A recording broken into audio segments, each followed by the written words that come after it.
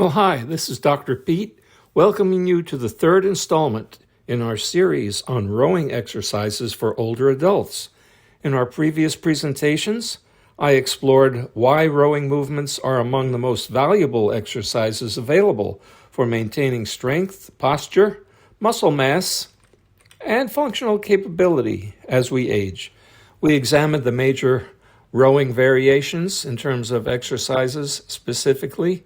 We discussed their benefits and limitations, and I looked at how different exercises can be selected to match an individual's goals, experience, and physical condition. In this third presentation, I'm going to take the discussion a step further. I'll be examining how grip selection can subtly change muscle emphasis, plus how rowing exercises can be used to develop power as well as strength, and which rowing variations may provide the greatest return on investment for older adults.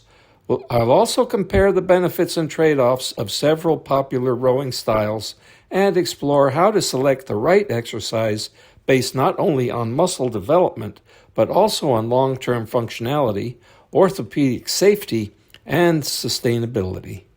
As always, my goal is not bodybuilding for its own sake. The goal is capability as we age. We want to build the strength to lift, carry, pull, climb, and remain independent.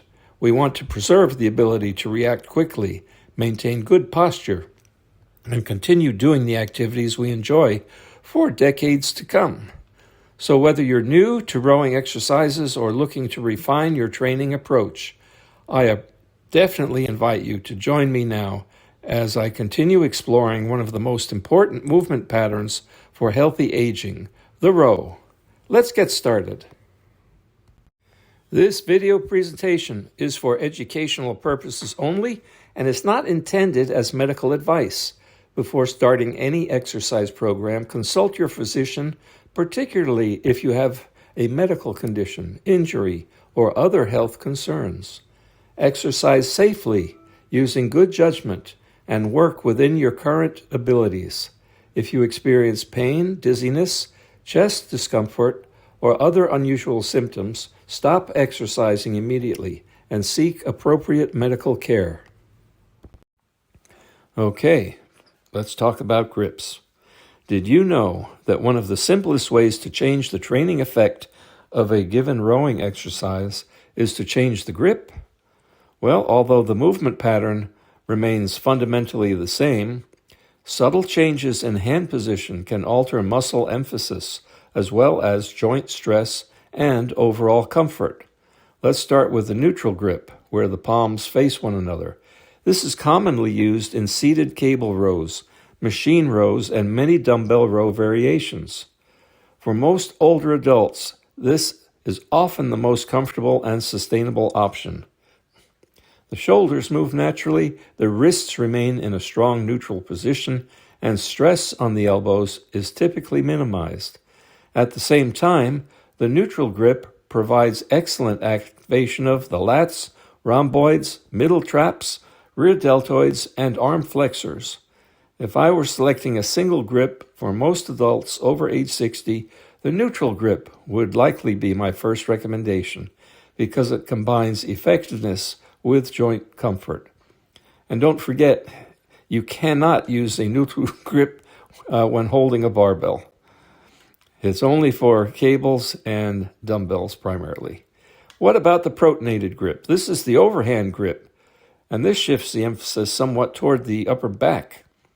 As the elbows move slightly farther away from the body, the rhomboids, trapezius, and rear deltoids become more involved. Many people feel this variation strongly between the shoulder blades. And because these muscles play an important role in maintaining upright posture and retracting the shoulders, pulling them back, pronated rows can be particularly valuable for older adults seeking to counteract rounded shoulders and forward head posture. Then there's the supinated grip, or the underhand grip. This tends to keep the elbows closer to the torso and often increases the contribution of both the lats and the biceps. Many trainees report a stronger lat concentration, or I should say contraction, and a slightly greater range of motion with this variation. However, the underhand position may also place greater stress on the distal biceps tendon, elbows, and shoulders. So for individuals with a history of elbow pain or biceps injuries or shoulder problems, this grip should be used thoughtfully and with appropriate caution. Which brings us finally to the wide grip row, and this is on a barbell. It shifts the emphasis even further toward the upper back and the rear shoulders. And as the elbows move farther away from the body, the rhomboids, middle traps, lower traps, and rear deltoids assume a larger role. Many people feel this variation intensely between the shoulder blades. Wide grip rows can be especially useful for improving scapular control, posture, as well as shoulder stability. And ultimately, no grip is universally superior. Each offers distinct advantages and can contribute to a well-rounded training program. However, when viewed through the lens of a long-term capability, joint comfort, and consistency, the neutral grip often emerges as the most practical choice for the majority of older adults. It delivers excellent muscle recruitment while remaining comfortable, efficient, and sustainable for years of training. The key takeaway here is to realize that there are several different grip variations at your disposal, and knowing which ones to use for which exercise becomes important. And be able to use a variety of grips as appropriate, but choose only one rowing grip, perhaps for most of your exercises, and that would be the neutral grip, probably providing the best combination of effectiveness, comfort, and longevity. Let's talk about power training. And many people assume that strength is the most important physical quality we lose as we age. But in reality, power often declines even more rapidly than strength. Power is simply force multiplied by velocity. And in practical terms, it reflects how quickly we can generate force. And this distinction matters because many real-world activities depend less on maximum strength and more on the ability to react quickly. Did you know that? When we stumble and need to catch ourselves without going down, or we rise from a chair or step over an obstacle, climb stairs or regain our balance, power is often the determining factor in each case. An older adult may still possess adequate strength, but if force cannot be produced rapidly, quickly enough, everyday tasks become more difficult and the risk of falls can increase. Fortunately, however, preserving power does not require Olympic lifting or jumping or highly athletic movements. A highly effective strategy for many older adults is what we call explosive intent training, and I've discussed this in a previous video. Explosive intent simply means attempting to move the weight as rapidly as possible while maintaining excellent form. Even when the load is heavy and the actual movement speed is relatively slow, the nervous system will still respond to the intent to move quickly. And this helps to recruit high threshold motor units and the fast twitch muscle fibers, which are the very fibers most vulnerable to age-related decline. And in this way, older adults can gain many of the benefits of power training without the risks associated with ballistic exercise. One of the most effective methods is a simple concept: fast as you move the weight on the way up and slow as you bring it down. During the lifting phase of the row, the weight is pulled with maximum controlled intent, and during the lowering phase, the movement is slowed and controlled for approximately 2 to 3 seconds. Remember, gravity is trying to pull that weight down and make you do less work. So we want to work against gravity by slowing the movement. The explosive concentric phase, the fast phase, helps preserve power and fast-twitch muscle fiber recruitment, as I said, while the controlled eccentric phase promotes strength development, muscle maintenance, connective tissue adaptation, and movement control. And we know we associate this with mTOR signaling. Now, together, these qualities create a powerful combination for healthy aging. And not every rowing variation is equally suited to explosive intent training. The seated cable row is often the safest and most practical choice because the body is in a highly stable position, allowing the trainee to focus on producing force and control the return of the weight. The Smith machine bent over row is another excellent option because the guided bar path reduces balance concerns while preserving many of the benefits of a standing row. And the single-arm dumbbell row can also work well when the trunk remains stable and excessive rotation is avoided. Traditional free weight bent over rows with a barbell may certainly be performed with explosive intent, and you can use dumbbells, but they require greater skill and discipline because the temptation here is to use momentum, increasing the loads, or increase your momentum, I should say, as the loads become heavier. And for many older adults, cable and Smith machine rows provide an ideal balance of safety, power development, and long-term sustainability. The ultimate goal being not simply to become stronger, but to maintain that ability to generate force quickly when life demands it, and we know life will demand it. By combining explosive intent with controlled movement, rowing exercises can become a valuable tool for preserving strength, power, balance, and overall capability throughout the aging process.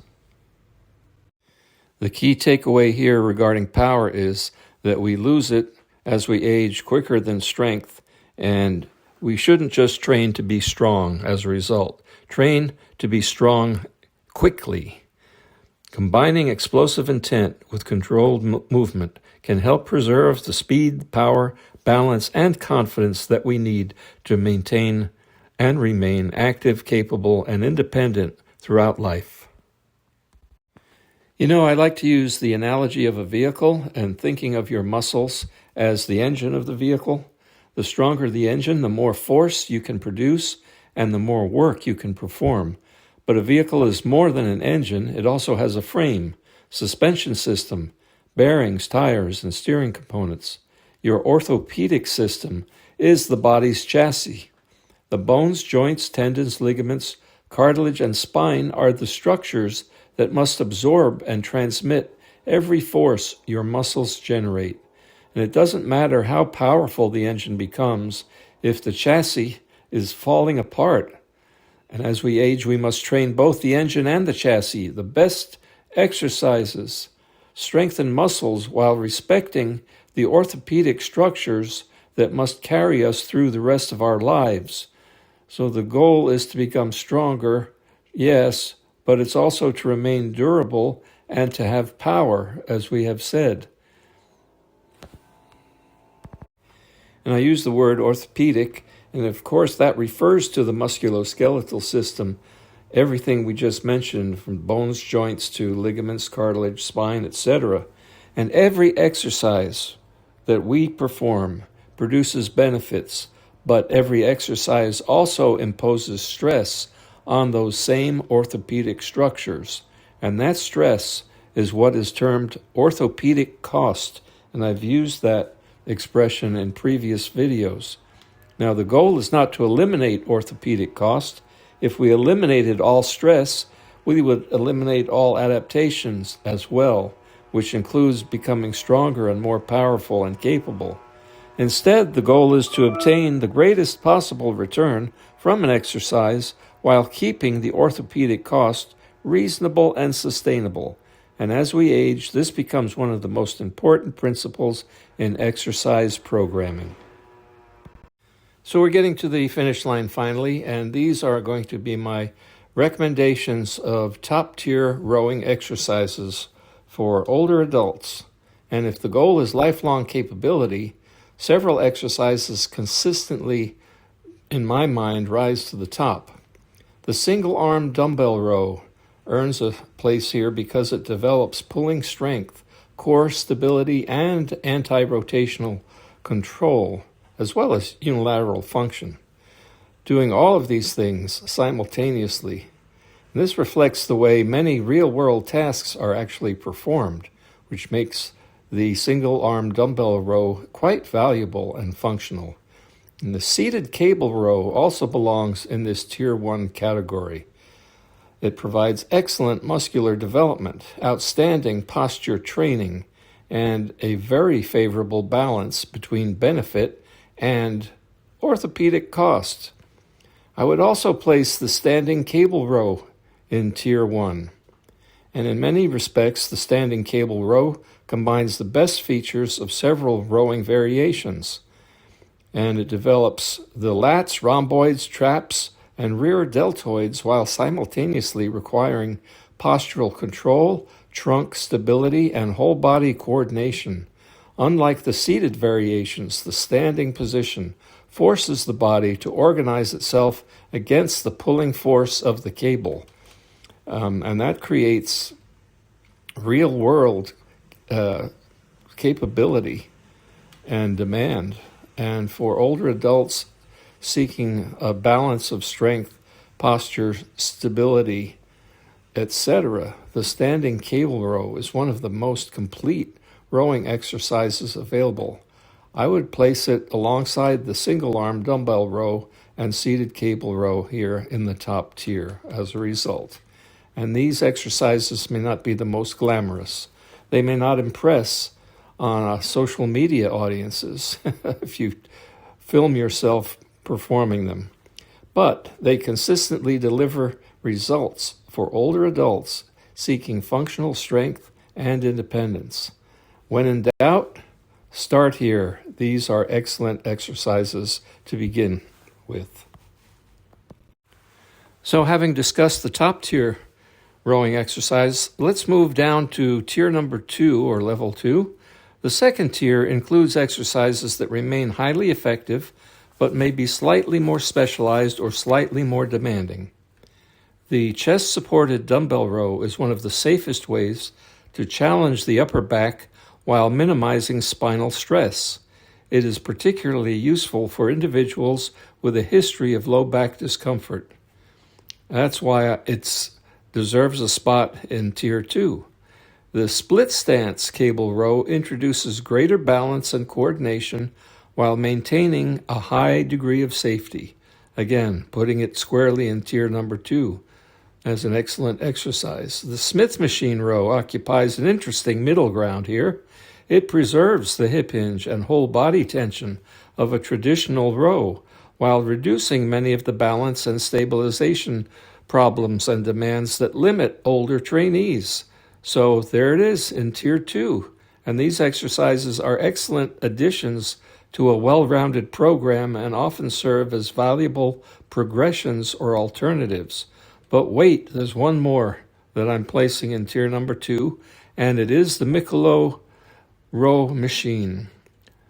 It's an excellent exercise, really, for building the muscles of the upper back and allows older adults to train with substantial resistance while minimizing many of the balance and technical demands associated with free weights. Because the exercise is performed in a stable, seated position, it offers a favorable orthopedic profile and is accessible to a wide range of individuals.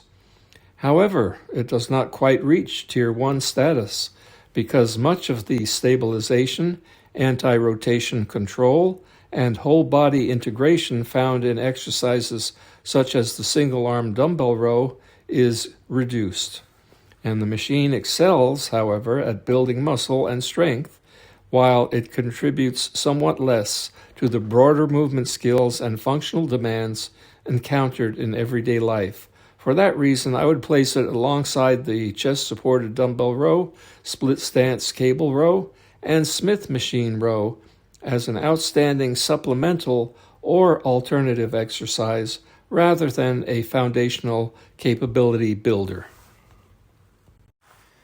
So there's only one rowing exercise left, and I'm placing it in Tier 3, and it is the traditional bent-over barbell row. Not because it is ineffective, but because its demands often exceed its advantages for many older adults. It's a great exercise. I'd go as far as saying Tier 1 if you're in your teens or 20s, but as someone in their 60s, 70s, 80s, it's Tier 3 in my opinion. The bent over row does remain one of the great classic strength training exercise. It develops the back, the trunk, the hips, the posterior chain, all in a highly integrated manner, but it imposes significant demands on spinal endurance.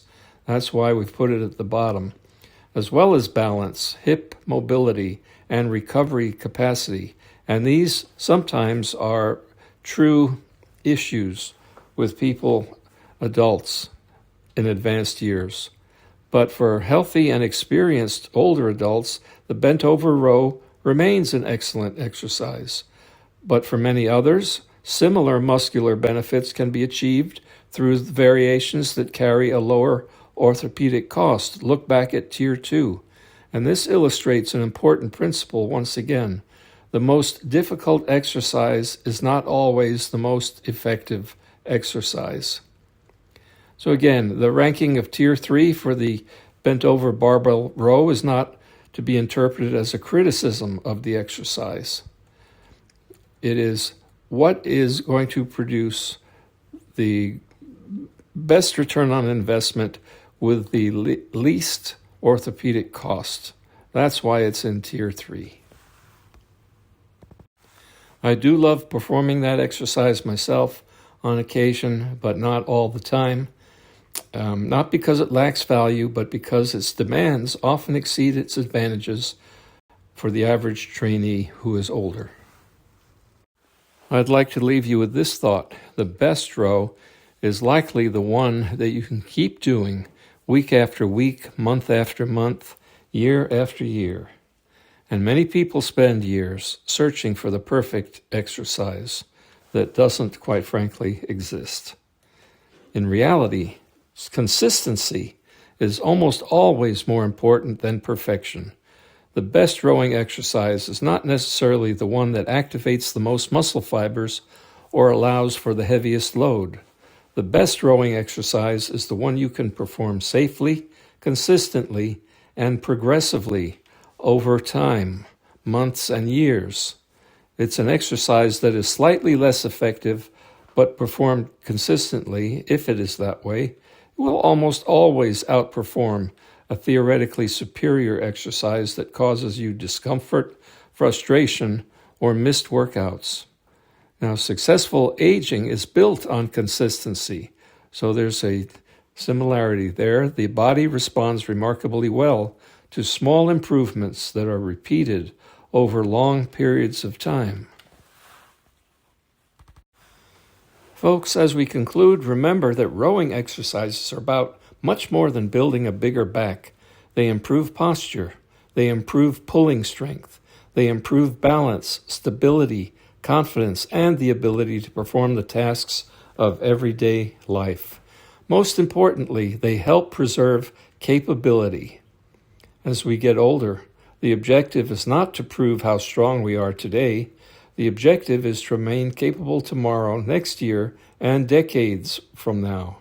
Choose exercises that strengthen your muscles while respecting your orthopedic system. Train with intensity and develop power, but also train with wisdom. Build your power, yes, but preserve your durability as well. And above all, remember this principle, that the simple idea is maximize adaptation and minimize orthopedic cost. This may be one of the most effective strategies for maintaining strength, independence, and quality of life throughout the aging process. Thank you for joining me for this discussion of rowing exercises and functional strength for older adults, Part 3. I hope you joined me for Parts 1 and 2 as well, so you get the complete picture, and that you've seen that successful aging is not about finding the hardest exercise or the most exotic exercise, or the one that looks really flashy on social media. It's about finding the most effective exercise that you can perform consistently and recover from successfully.